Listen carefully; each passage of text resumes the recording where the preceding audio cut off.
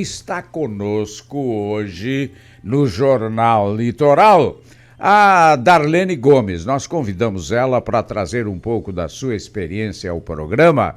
A nossa entrevistada é pós-graduada em Comércio Exterior, em Valência, na Espanha, é analista econômica bilíngue com especialização em comportamento e análise de compra do consumidor, voltada notadamente para o varejo. Ela mora na Espanha, a Darlene, há 2 anos e hoje cumpre agenda comercial no Brasil, notadamente em São Paulo e hoje visitando Tubarão. Obrigado pela presença no nosso programa, por ter atendido o nosso convite. Bom dia, Darlene. Bom dia, Danilo. Bom dia a todos que estão nos escutando. Pois é, muito obrigado, né, pela parte. Nós vamos Eu que te agradeço. Tá, nós vamos começar, Darlene, analisando a situação da Espanha hoje, após passar por um processo eleitoral que resultou no avanço da direita no parlamento. Isso foi bom para a Espanha, Darlene? Qual é a expectativa da população espanhola com as mudanças? Então, vamos lá. O que a gente acompanha hoje na Espanha? Mesmo com o avanço da direita, né? O avanço da direita mostra a necessidade da mudança, certo? Porém, o que define quem vai ter o poder e quem vai mandar daqui para frente está um pouco confuso. Incerto, de fato, confuso. Por quê? Porque o socialista, o antigo partido, ele ainda está com a maioria das cadeiras dos parlamentos, dos parlamentares. Então, foi uma eleição de direita, mas quem está comemorando ainda é a esquerda.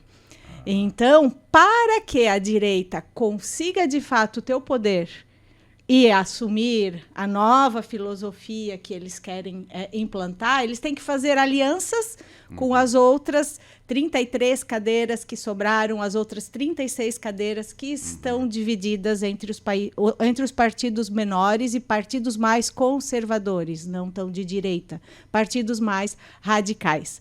Então, estamos nesse impasse, né? Os dois estão a comemorar, a direita e a esquerda. Muito bem. Agora, me diz uma coisa, como é que você vê hoje as relações comerciais de Espanha e Brasil? Existem essas relações? Bem, primeiro vou te falar um pouco como está a Europa, como eu vejo, né? Eu, uma, digamos, latina, que está imigrante, como que eu vejo a economia na Europa.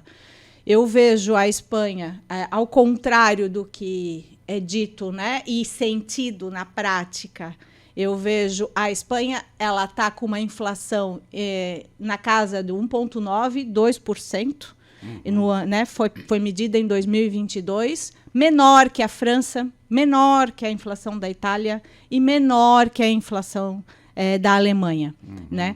Porém, isso são números macro, são números gerais, certo? Porém, no bolso do consumidor, aconteceu a mesma coisa que aconteceu aqui. Ou seja, o feijão ficou mais caro, o alimento ficou mais caro, o combustível deu um salto. Então, quando a gente olha as pequenas, que a gente fala microeconomia, né, a que afeta o bolso, né, o histórico do consumidor é que está piorando, mas, na verdade, o país melhorou. O país em si, né, melhorou, os índices macro melhoraram. Então, isso só vai ser sentido para frente e vai depender muito, né, da nova estratégia política, né, de quem realmente vai ter a força politicamente falando. Mas claro que não vai mudar muito, né, porque ainda a maioria é da esquerda. A maioria é da esquerda. Então, eu acho que a mudança vai ser gradativa, certo? Porque é um histórico disso. Exato. E que está prevista para acontecer se eles não se decidirem quem vai para o poder. Está prevista, pode acontecer. Muito bem. Agora, Darlene, a Espanha, como outros países europeus, sofreu bastante com o último verão que está terminando por lá, não é? Onde algumas cidades chegaram a experimentar temperaturas até de 50 graus. Isso trouxe muitos prejuízos à economia espanhola ou foi prejuízo só para o turismo? Então, a Europa ela é preparada para o verão. Né? A Espanha, na minha opinião, ela não é muito preparada para o inverno. Se acontece o inverno rigoroso, ela não tem tanto preparo, não tem tanto aquecimento quanto a Europa mais para o norte, onde o frio é mais comum. Mas para o verão ela é preparada, né? Não falta água, né? Na maioria das províncias, na maioria dos estados. Porém, esse ano, como choveu zero, né? Não teve chuva. Não, você vê que de 365 dias que a gente tem no ano, 62 dias pode ser que chova. Não é certo que chova. De 365 dias do ano, 62 dias pode ser que tenha uma chuva. Por quê? Porque o Mediterrâneo, ele tem um clima particular, ou seja, quando chove, chove torrencial e local. E isso acaba não ajudando. Então, eles têm que ter planejamento de agricultura, porque é um país que tem muita agricultura, tem muita plantação de arroz, muita laranja. Eles têm que ter um preparo de irrigação, de água, água de poços artesianos. Então, eles são preparados para o calor, mas o calor estava muito intenso. Foi intenso, né? Foi. Outra coisa, Darlene, o mercado internacional, notadamente a China, continua ganhando espaço e competitividade. Quais os países que hoje passam pela melhor situação econômica no mercado europeu, na tua avaliação? Na minha avaliação, a Alemanha continua e vai continuar mesmo com os números mais altos, sendo muito forte, né? A França são os países que têm mais, digamos assim, é muito fácil comparar números matemáticos e números financeiros de países que não são populosos, que não são grandes com países, né? Então, eu acredito que Espanha, Alemanha, Itália, os países com maior população, são os países que acabam conseguindo enfrentar melhor a situação. Te respondendo da China, a China ela tem uma velocidade de recuperação, assim como ela cai, ela se recupera muito rápido. Ela se recupera muito rápido. Então, né, o próprio Covid, eu estive lá há pouco tempo, não se fala mais em Covid. De um mês para o outro, não se falava mais em Covid. Ou seja, a economia, né, só a economia, se eles decidem produzir só internamente, eles já são uma potência. E eles conseguem dar a volta por cima muito rápido. Eles voltaram a ser competitivos em preços, coisa que eles tinham perdido para outros países emergentes, como a Índia, Egito, Paquistão. Porém, qual é a vantagem da China? É que esses outros países, apesar de conseguir competir com preço, não conseguem competir com processo. Então, eles morrem na praia. Eles atendem a primeira vez o cliente e não conseguem repetir o mesmo procedimento. Então, a China está ainda anos-luz e ela é a maior potência e a gente ainda tem que aprender muito com eles, falando de negócios. Tá bom, falando de negócios é bom, né? Porque há problemas que... É uma outra cultura, né? Claro, a cultura chinesa não é recomendável para ninguém, né? Não diria não é recomendável, porque, na minha opinião, né, todas... você consegue, né, se juntar um pouco de cada uma, dá a perfeita, né? Não, no caso, ela é muito diferente da nossa, digamos assim, né? É uma religião diferente, um sistema político muito radical, na minha opinião. Agora, na economia, temos o que aprender com a China. Sim, na economia, sim. Na economia, sim. Muito bem. Darlene, na ótica do marketing de varejo, que é a sua área, que eu sei, qual seria a forma mais correta para enfrentar? E eu estou falando de varejo porque nós estamos numa região onde o varejo é muito forte, o comércio é muito forte, a prestação de serviços é muito forte. Por exemplo, sabe-se que em alguns períodos do mês os negócios são mais, digamos, promissores. qual é o recado para vender mais e qual a época do mês para fazer apostas de vendas? Eu quero que você responda esta pergunta após os nossos comerciais, por favor. Este é o Jornal Litoral. Obrigado a você que está conosco no Jornal Litoral desta quarta-feira. São 8 horas e 54 minutos. Nós estamos conversando aqui com a Darlene Gomes, não é? Que mora em Valência, na Espanha, analista econômica bilíngue com especialização em comportamento e análise de consumidor, e principalmente consumidor de varejo. E a pergunta que eu fazia para a Darlene é essa: qual é o recado, Darlene, para vender mais e qual a época do mês melhor para o comércio varejista? Então, Danilo, com toda essa situação de pandemia, guerra e crise global que a gente está vivendo, porque é o que está acontecendo, né? E hoje as coisas acontecem. Antigamente era um efeito dominó. Hoje o efeito dominó é mais rápido, né? O que acontece aqui no Brasil, acontece nos Estados Unidos e vai. E se multiplica muito rápido. Eu te digo que mudou o perfil do consumidor, não só de análise, ele está mais racional, ele não está tão emocional, o impulso não existe mais tanto, ele começa a fazer mais conta, hoje ele sabe fazer conta, até porque o que acontece? O salário não aumentou, mas as contas aumentaram. Então, na primeira semana e na segunda semana do mês, é mais fácil, digamos assim, entre aspas, a venda.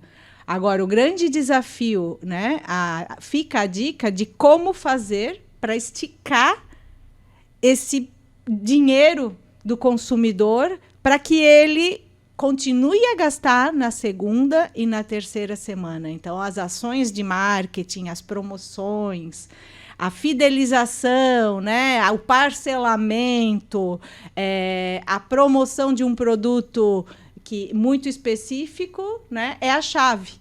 Porque o que a gente nota é uma curva muito acentuada na semana 1 e na semana 2 do mês, porque é onde tem o dinheiro, todo mundo recebeu, tem o dinheiro para gastar, só que o dinheiro não dá mais para o mês inteiro. Então, tem que fazer malabarismo. Então, o lojista, né, ele tem que ser criativo, não para a primeira e para a segunda semana do mês, e sim para a terceira e para a quarta semana do mês. A primeira e segunda estão garantidas, no caso. A primeira e segunda são necessárias, no caso, né? Você precisa girar, você precisa comer, você precisa se vestir, você precisa, né, de lazer. Agora, a terceira e a quarta, o consumidor ele já se preparou para não gastar. Porque ele não tem. Chega no shopping, por exemplo, na última semana, o movimento cai bastante. Exato. Não é? Não. Darlene, outra coisa. Fale do crescimento do mercado online, que é uma tendência universal. Qual é o melhor caminho para enfrentar esse tipo de concorrência, digamos, silenciosa? Então, é um caminho sem volta, né? É um trem que passou e ele não volta, ele só vai para frente. Porém, como tudo, com algumas mudanças, na minha opinião. Por quê? Porque o online ele disparou muito quando as pessoas não podiam sair de casa. Ele disparou muito. E agora o patamar dele está na personalização, está no aperfeiçoamento desse disparo, dessa curva que cresceu. Como? Te explico. As pessoas hoje estão voltando, continuam a comprar pela internet, mas como hoje elas podem sair de casa, ninguém substitui o lazer, ninguém substitui o processo de compra. Isso está no nosso DNA, tá? Quer dizer, aquele processo de pegar a mulher, o filho e fazer compra no shopping, por exemplo. De trocar de roupa, de pegar o carro ou de pegar o ônibus e ir a algum lugar. Esse é o processo de compra. Isso faz parte, o ser humano precisa isso como forma de entretenimento, como forma de lazer e não a compra final. Então, o que ele está fazendo hoje? O online, ele se juntou com o físico, com a compra física. o que acontece? Você olha no online, eu quero comprar uma televisão. Você procura no online e daí você vai no físico e você tem a opção de escolher se você vai comprar no físico ou se você vai voltar para casa para comprar no online. Mas o fato de você ir até a loja ainda existe. Então, por isso que eu digo que tem uma mudança na personalização do online. E quanto mais as empresas conseguirem enxergar e serem sensíveis para isso e fazer com que o consumidor faça essa jornada, permita que ele faça essa jornada de compra e faça uma vantagem para ele voltar a comprar na internet, essa é a sacada.